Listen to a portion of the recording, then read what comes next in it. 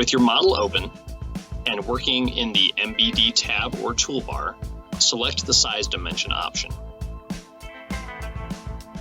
We'll begin by annotating the cylindrical 0.750-inch hole.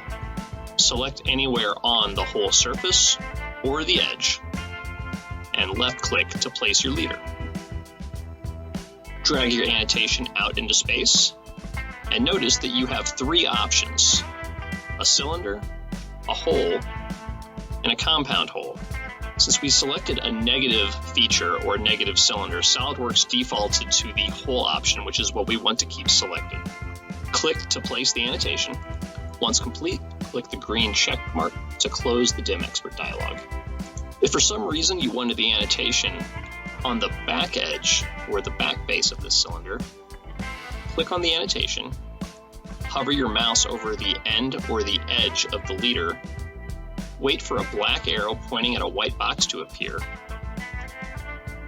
and then drag that annotation and the leader to the edge you'd like it to align to. That was for a cylindrical feature. Let's do it for a width next. Again, working from the MBD tab or the MBD toolbar, go up to the size dimension option, select it, and click anywhere on either the front or back face or any of the edges associated with that width. So you see that I clicked on the middle of the front face. Let's go ahead and drop this annotation. 0.750 plus or minus 0.005 is how I want it to appear in this case. I'll go ahead and select the annotation, wait for the black arrow and the white box to appear. Grab the termination of the extension line and move it forward until I've highlighted one of the edges I would like my annotation to align to.